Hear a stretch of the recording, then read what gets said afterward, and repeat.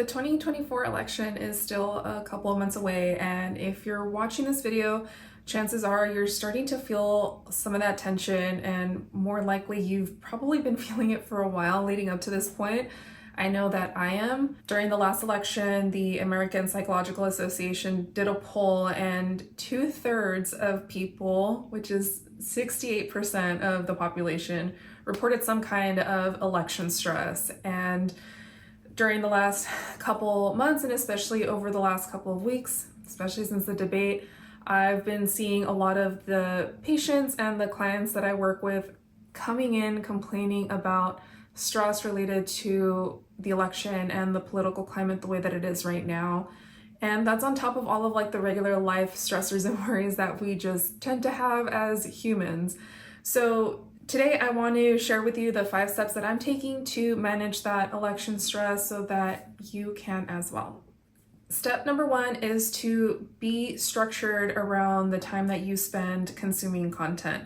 It's so easy to get sucked into the black hole that the media turns into during this time of year, which is already a black hole in itself. So it's just like an extra big black hole of information and headlines and tweets and all of that stuff right now. And creating some structure around the time that you actually spend engaging in this kind of thing will do a lot to help start to curb that election stress that you might be feeling. I personally stopped watching the news many years ago, and even in a non-election year, it did so much for my mental health, my energy, my perspective on life in general. There's always some kind of negative thing going on in the news. They're always showing something negative, something kind of like worrisome or scary in one way or another on the news. It seems like that's all that they find to share for whatever reason.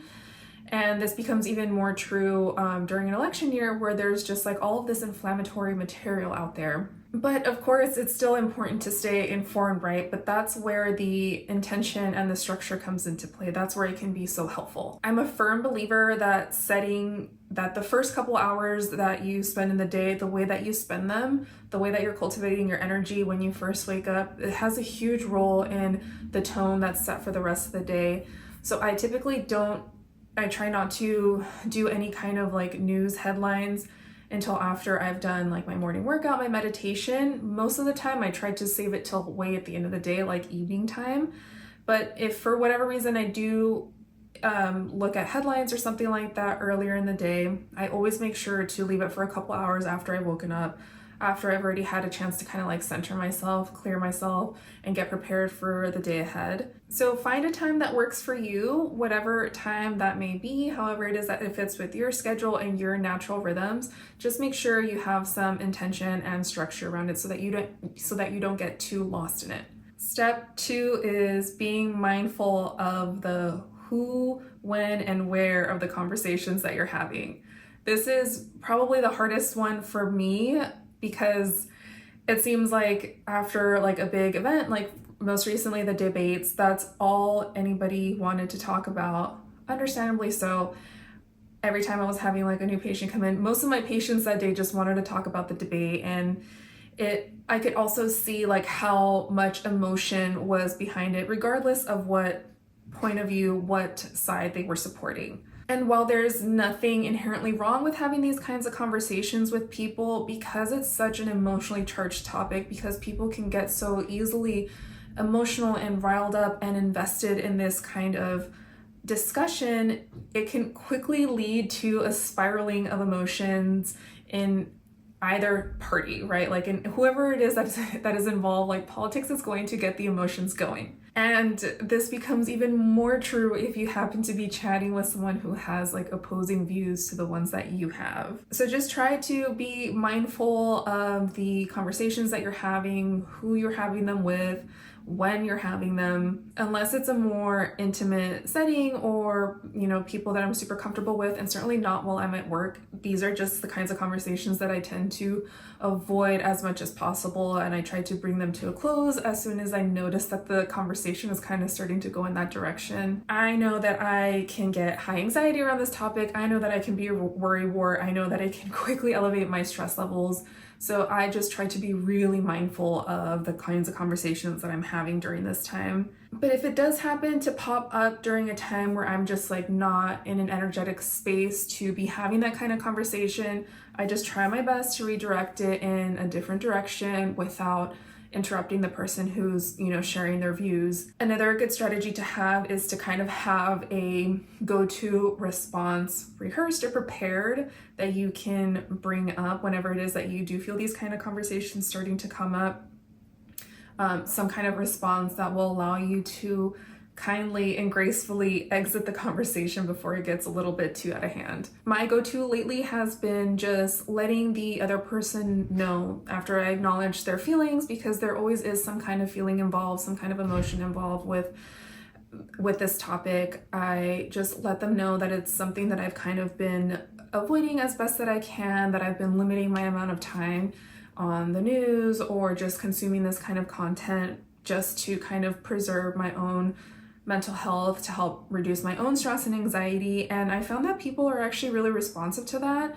Most of the time they completely respect it. They never have anything negative to say, really. And honestly, sometimes I can kind of see like a little bit of a click happen in their mind, where it also helps them realize that maybe they've been feeding into it too much themselves, and maybe that's why they're also experiencing so much stress and anxiety around it. It allows them to reflect. It allows them to maybe make a different decision as to how they themselves are engaging in those conversations and engaging in that topic in general. I've had a lot of positive feedback from, it's mostly like clients and patients, or even some friends too, who just really respect that as a boundary. And if that's something that you have to enforce in your own life as well, more often than not, people are going to respond positively to it, especially if they care about you, especially if it's someone that loves you. They're not going to get mad at you for not wanting to talk about such an emotionally charged topic right now. So again, having this kind of approach to it really allows you to be intentional with when you're engaging in these kinds of conversations, and it gives you the opportunity to invite it into your life when you are ready to, rather than being dragged into it. Which brings me to my next point. Step number 3 is to limit the amount of time that you are spending with people who are way more caught up in that energy than you would like to be. And this doesn't mean that you have to stop being friends with someone or completely cut them out of your life, even though it sounds like a lot of people end up doing that, unfortunately, just because of how crazy different some views can be and all of the tension that it brings up. But that is not what I mean with this tip at all. It's more so if you're someone who really just tends to have a lot of anxiety and stress around the election season, limiting the amount of time with people that are also anxious and stressed about it is going to help you manage your anxiety and your stress a lot better. During the last election, I was spending a lot of time around someone who was very invested in keeping up with the latest articles, the latest debates, the tweets, the polls, all of that. And that's something that she was invested in, and I never held that against her. But as the election got closer, I noticed that more and more of the conversations that we were having were centered on the latest. Like, she was constantly wanting to give me updates.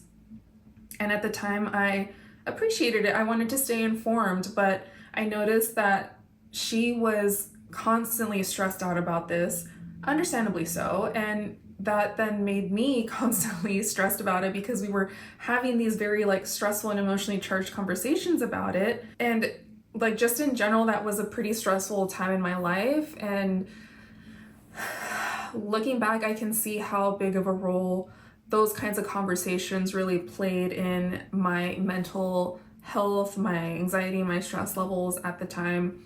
I mean, I was already going through a really stressful phase anyway, just because I was still trying to get through acupuncture school. I was starting to prepare to take my board exams. So if you are someone who already tends to have a higher stress life, if you have a high stress job or a fast paced life or high stress life, all of those things, really managing this aspect of it, which is by comparison a lot easier to do, is going to be super helpful for the rest of your life and the rest of the stressors and anxieties that you have to deal with on a daily basis. Because really, when we're having stressful conversations with people, or any kind of conversation, right? Like think back to an interaction, like a positive interaction that you had with someone, or an interaction that you had with someone that was in a really bad mood or snappy, or I don't know, like the cashier at the last store that you went to that was kind of rude or short with you. Anytime you're having a conversation with someone where there's like a particular emotion that's heightened, regardless of the emotion, there tends to be an energy exchange where at a certain point, to a certain extent, you are going to start carrying some of that energy with you that you're going to kind of take away with you from that interaction. And sometimes it's a lot easier to let it go than others. But again, if you are having a really hard time managing the election stress, just limit, be intentional with the time that you're spending with other people who are kind of in the same boat. And like I mentioned earlier, don't be afraid of telling people that you would rather talk about something else, or maybe telling them that you would prefer not to talk about this thing at all. And people are going to respect your boundaries. Like I said, if someone really loves you and they care about you, they're going to respect your boundary no matter what. Step number 4 is to make your self-care routine, your exercise, your nutrition, all of that really good stuff a top priority. It can be so easy during this time to kind of just like sit and stew on everything that you are hearing, especially when there's like so many opposing views and just like some of the things going on right now politically, the messages that are being sent out, some of them can be really mind-boggling. And you know, sometimes you don't even really know what to believe, right? Everything is so inflammatory, everything is so designed to get an emotional reaction out of you. So if there's any time to be extra with your self-care routine, this is it. Taking care of yourself, eating well, exercising, all of that is going to help keep you centered. It's going to help keep you more balanced. And when you are more centered and more balanced within yourself, it's going to make you more resilient and more adaptable to stress. It's also going to help keep your energy moving, and it's going to keep you occupied so that you're not just sitting and ruminating on everything that's going on. Keeping up with self-care on all of those levels is going to keep you feeling like really nourished, really taken care of, not just physically, but mentally, emotionally as well, which is, you know, everything is so interconnected in the way that our body works and the way that we're feeling. And so when you're feeling more balanced and more centered, all of those outside stressors aren't going to affect you as much as they would otherwise. I'm sure you can think back to a time where you maybe snapped at someone when you wouldn't have otherwise, or maybe you were just a little bit shorter tempered, a little bit more impatient. Maybe there was a time where you feel like you were more overwhelmed than the situation called for. And then probably later on, you realize that there was something missing as far as like how you were taking care of yourself at that time.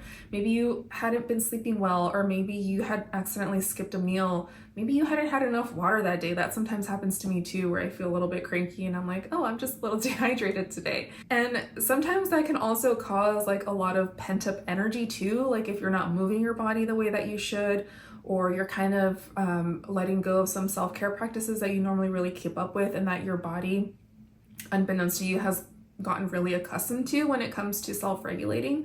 All of that stuff can have a huge effect on your mental and your emotional state, not just physically. So taking care of your body during this time is just going to make you a lot more resilient. It's going to be so much easier for you to let things slide, for you to let things go, and for you to not like sit and dwell on them too much. And with that, it also makes step number 5 a lot easier, which is to let go and be present. Whenever I'm feeling super stressed out or anxious about something, sometimes it's a little bit easier to get to this point than others, but I always come back to asking myself, what does stressing out about this right now do for me? Like, how is this helping me? Is there something that I can do about this thing that is stressing me out right now? And more often than not, I don't ever actually have an answer to that question if it's something that's like outside of myself, right? And so obviously, if there is something that I can do, I'll do it. But like I said, more often than not, there's nothing that I can really do. Like say like with the election, there's really nothing that you could do about it right now in this moment. And what's been really useful for me in terms of using this question to kind of step outside of that stressful energy, that anxious energy, is that it gives me permission to stop stressing out about it and move on to something else. It helps me de-stress, it helps me detach and step out of those feelings that I had really been like all of those like really intense feelings and scenarios that can kind of exist in your head when you're thinking about something that's really emotionally charged like the election. And it helps you step out of that. It helps you stop existing so much in that energy. And it also comes down to realizing that you are probably already doing the best that you can. You're as involved as you can be in the process.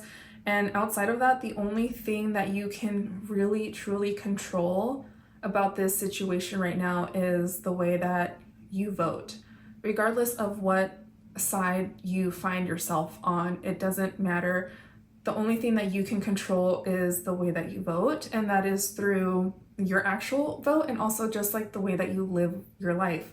And so much of like the anxiety and the stress around the election is like you're stressed out about something that hasn't even happened yet. And this is something that I like to remind myself of too, regardless of whatever it is that I'm stressed out or anxious about, whether or not it's about the election. It's like you're worrying about something that hasn't happened yet, and you're worried about something that you can't control. So in this case, remind yourself again that you are involved as you can be in the process, whatever it is that that looks like for you, and you already doing the best that you can in terms of the way that you're voting. And right now, that is enough.